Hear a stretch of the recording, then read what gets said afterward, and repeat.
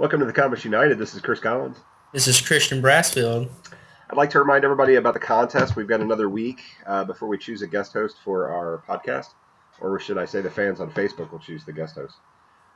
Please send us your name and a comic-related photo to thecomicsunited@gmail.com. Once the contest is done, we're going to put the contestants on our Facebook page and allow the Facebook fans to choose a winner. Currently, we have 3 contestants, and if we don't get any more, we might just choose to have them all on as guest hosts, and then wait until we have a little bit more viewers to run the contest again. Before we get started, we'd like to give a few quick shout-outs. One to Kirk Patterson, Haley Jane, and Walter Joseph Kovacs. They're our very first interns, and we are grateful for that. They're willing to work with us before we can actually give a little back to them. But thank you guys so much for joining. This is going to be a crazy wild ride. Thanks for hopping on the crazy train of the Comics United. Today's show is all about the X-Men movies and all the continuity problems that we have seen or others have pointed out. We like the X-Men movies, however, certain things are kind of hard to follow sometimes. Yes. I mean, some of the stuff probably wasn't planned. Some of it probably was planned, but wasn't planned very well, like the body imaging for Wolverine.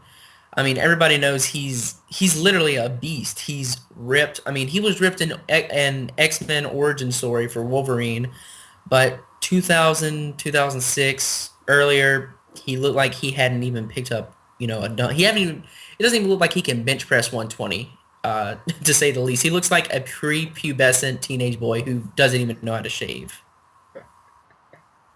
Well, I doubt very seriously in 2000 or even up to The Last Stand they had even planned on having as many movies as come out as have. I mean, when X-Men Apocalypse comes out, there'll be 9 movies centered in the X-Men universe. I mean, I'm sure there'll probably be more, but that's a lot.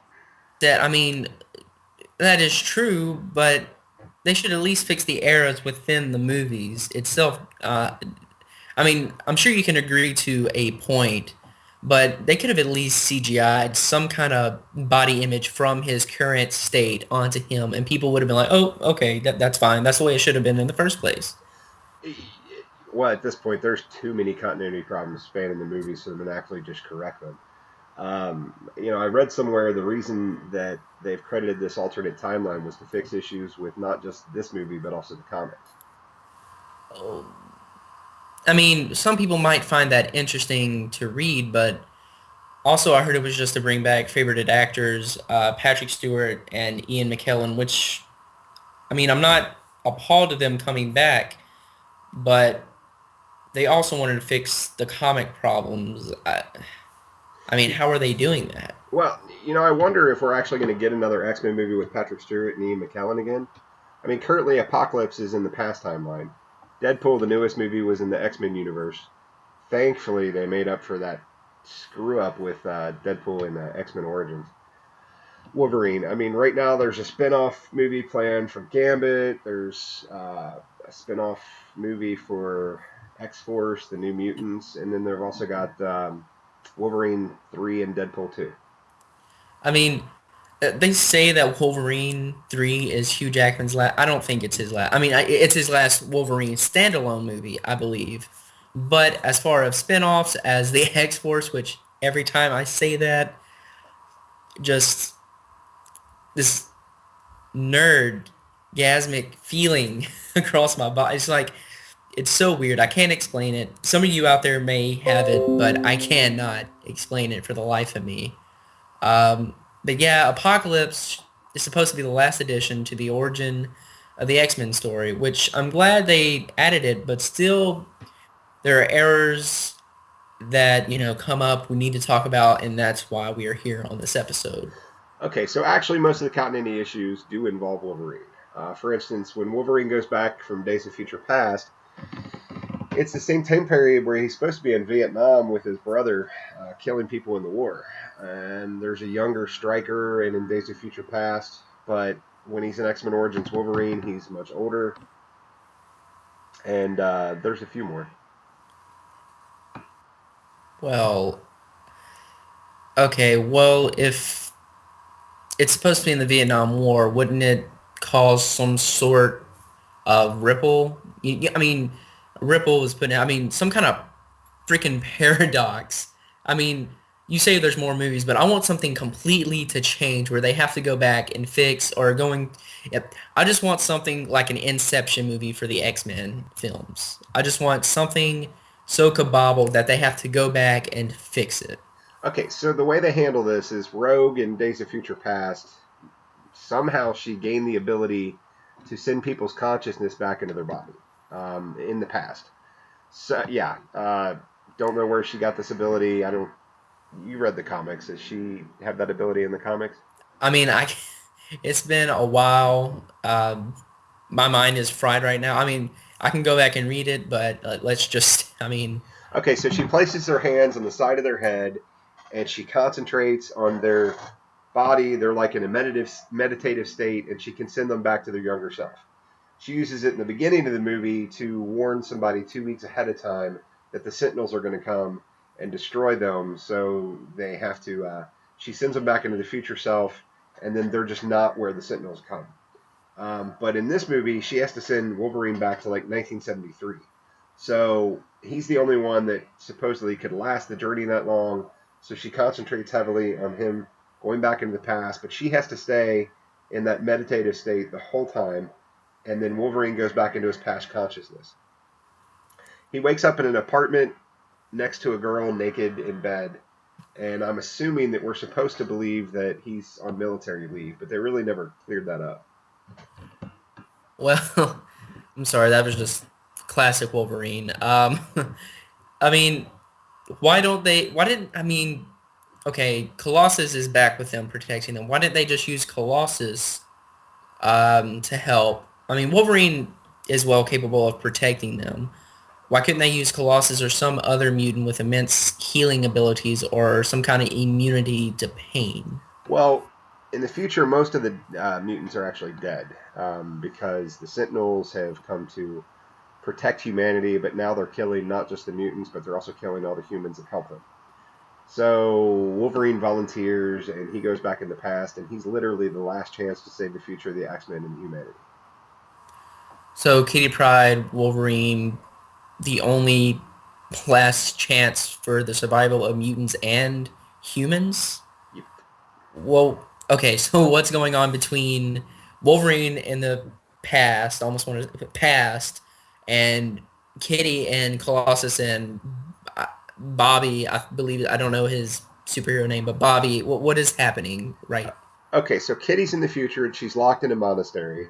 Storm and Colossus and a couple other mutants that are left are on the outside protecting the mutants that are on the inside of the monastery, which is Kitty and Bobby and Professor Xavier and Magneto and also the sleeping form of Wolverine. So she has to concentrate and meditate on his body the whole time and his mind, and he's in the past making the changes. But those changes that he makes only become valid if he wakes up in the future after making all those changes in the past. And if he does this, and she's able to maintain it the whole time, when he wakes up, he'll be the only one in the future that actually remembers how bad it was in the other future. What? Oh, okay. Well, so he's the only one that remember that. So between being shot in the head and forgetting all the past, he has to remember. That doesn't make any sense. This is all in the past. How is he remembering it in the future? Is this happening before he gets shot? After he gets shot? No, this is actually 20 years after he's gotten shot, at least. So basically, he goes into the past. It's his consciousness that goes into his younger body. And as long as he makes those changes and wakes up in the future, he's waking up into a changed future. Like, okay, so what happened in 2000 to 2006? Did he just let himself go and then join the X-Men? Like, what? Why did he? I'm so confused on why he did not have the body. I mean, actors these days are putting themselves through so much. Okay, so 2006, he did not look buff, but in the 70s, he still looked. Yeah, I'm sorry. I may be confusing everybody, but this is just something that really pisses me off. Okay, so another thing that bothers me is McAvoy. James McAvoy turning into Picard, uh, aka Patrick Stewart, the actor. Um, I understand he is the younger version of Charles Xavier, but it's not that bad of a leap. I mean, unless he's still doped up on that stuff that makes him walk. Well, I mean, okay, so that was a. First of all, if you were reading people's minds and pushing metal around, you look pretty old too. Seriously though, it's definitely a continuity issue, but they had to do something because they needed an actor in the past that could play Doctor Xavier. Obviously, Patrick Stewart couldn't fit that bill in the past, and they needed an actor in the future that would still play him, and Patrick Stewart's still alive, so obviously he played him. So it is a continuity issue. But how about the Deadpool? The how about the Deadpool screw up? Okay. There are nerdgasms, and then there are cock blocking, nerd blocking, something to that effect. It's just a cock dropper, really. Um, like, how hard is it to get a decent Deadpool? I mean, don't get me wrong, Ryan Reynolds played a spot on Wade, but I mean, since Blade Trinity, I was very young when that came out, but I've been a comic book reader forever. Ever since I was able to play Mortal Kombat, watch the animated series of Spider-Man, I picked up the comic. I picked up a comic book. Since Blade Trinity, Ryan Reynolds has been eyeballed for a literal Deadpool movie.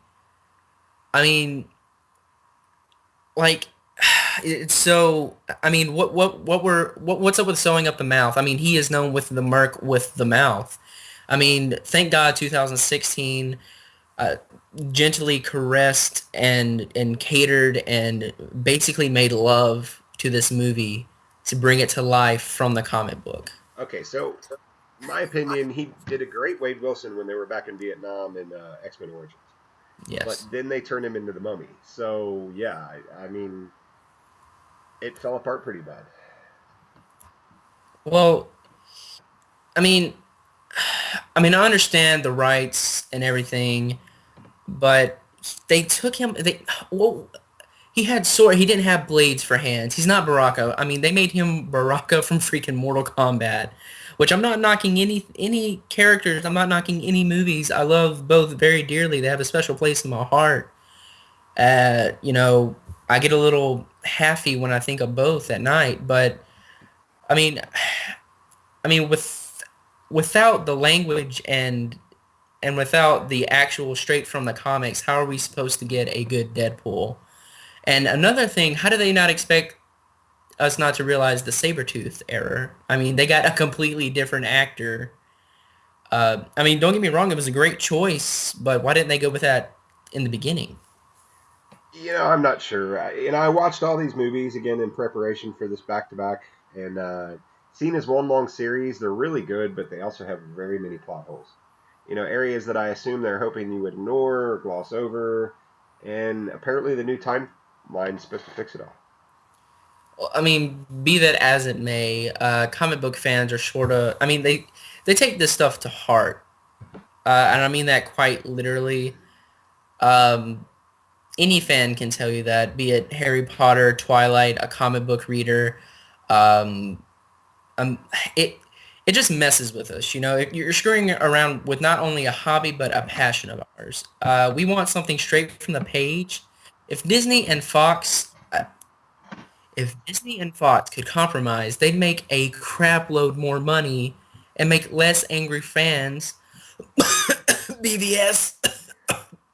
Okay, so I agree and I disagree. First of all, I have to agree. BVS was the worst crap I've ever watched. Yet it's making over $1 billion, and at this point, the other movies have done pretty well. I mean, pretty much as well as this. I think the fans like to find these plot holes, and think they like to discuss them and get pissy about them, and then yet they'll still go see the movie, and some of them will go see the movie 5 and 6 times. I Okay, so I disagree, but I agree. Yeah, I think they do this on purpose, but not all the time. Like, for instance, for Deadpool, they had to cut back a lot of production. I mean, a few months before the movie release, they had so much planned for the movie, and then Fox was like, "Oh, nope, screw it. All this is out. We can't pay for it. We can't. We just can't." And then we're sitting here, like, watching the movie, like, "Oh, yeah, he's got all his guns. He's going to go tear all these people up." Boom, he forgets them. And we're like, okay, so they're going to make up with that later in the movie. He gets in the car with his little Indian friend, um, which he is hilarious the whole way through. I enjoyed him way almost as much as Deadpool. But anyways, they get in the car and they drop off, and he's like, "Oh shit, I forgot, all my ammo and stuff." And I mean, if they would have played it through all the way, they would have made their money. It would have been number one spot instead of Batman versus Superman right now. Yeah. Okay. So incidentally, right after this episode, we're doing a special podcast. Basically, it is unscripted, spoiler ridden, and probably not safe for work or anyone under the age of 18. And we are going to rip BVS, Zack Snyder, and the writers a new one. Literally, I mean, parental discretion advised. This will literally be rated R, probably unrated. No, we can't do that. Unless you wanted me to get naked, No. which, no, okay, calm down. Well, we're gonna just pulverize Zack Snyder, the writers. If he has a problem with it, which I hope he does, and the writers, they can email us at the sorry, I'm just getting too tickled at this. thecomicsunited@gmail.com. Here you go again, Snyder. So you can write properly. Don't forget thecomicsunited@gmail.com. Have a nice day. Anyways, back to what we were doing. As of 2014, DC's made since 1978, DC's made $8.9 billion collectively at the box office, and Marvel has crushed that in a much shorter time frame with $17.7 billion collectively. I think we just pushed a little bit of buttons talking about Zack Snyder there, but you just mashed. You're the little kid on the elevator going Christmas tree, Uh, we're gonna get comments out the wazoo for that. I mean, I'm both. I mean, I've said this in the past. I'll say it today. I'll say it in the very near and far future. I'm fans of both, and I'm not denying Marvel. It's more equipped than DC. DC, okay, Marvel, let me put it in this perspective. Marvel has a six-shooter loaded and ready to go. It's shooting them at us, we're accepting it, and by the time we are done with the movies they give us, they just reload and they have them back again. DC is that dude who's out there in the field with a single shot shooting at somebody. I mean, it takes them for. Hold on, no. It's a muzzle loader. A muzzle loader. They can't get another movie out for. I mean, it's kind of like the Avatar thing. We've waited. It's been since 2009. We're getting one now, and then somehow we're getting back to back to back to back. Well, I, I agree. I like them all, except for BVS. Honestly, if BVS is a muzzleloader, it's jammed. So back on topic. Another thing I've wondered is how he can heal from anything. Wolverine can, but yet he can't get his memories back. well, I butchered this every time I say it. The Admanium. the admanium. It was in a bullet form. He was shot in the head. He healed, but the memories were not fully intact. Hence, his name was James Howlett, and now he goes by Logan. The universe has different plot holes, and some of them we enjoy incredibly, like a lot. But some of them are just annoying. Okay, take the anti-healing swords. I mean, you take Deadpool. He has a teleportation device. His healing is like 30 times better than Wolverine's or anybody in the universe combined. He cannot die, and we want to give him anti-healing swords. So if Deadpool and Wolverine were to fight, like, I mean, they have many times in the past. I think Wolverine's won like once, but that's because Deadpool gave up. Uh, I mean, Wolverine would not, he could not win. Yeah. It's just, Okay. Okay. So another thing though is Hank, Beast. He apparently invented the mutant cure way back in the past, according to X Men First Class, and he developed it in Days of Future Past to the point where Charles Xavier could walk for a while. However, when he's told about the mutant cure in what is it, Last Stand, he acts like he knows nothing about it and is really surprised. Well, okay. Well, is that due to the fact that Wolverine went back in time? Because when he went back in time, correct me if I'm wrong, did he not catch him in the act of using it? Is that correct? Well, when Wolverine goes back in time, it's way after, or at least a couple years after he's developed the cure, because the cure was developed in the '60s by Hank.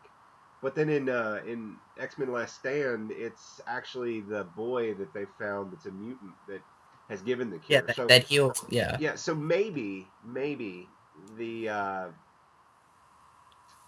he's surprised because they've developed a cure that wasn't his own, but it's not really alluded to in the movies why. Okay, well, maybe he just didn't pretend he knew.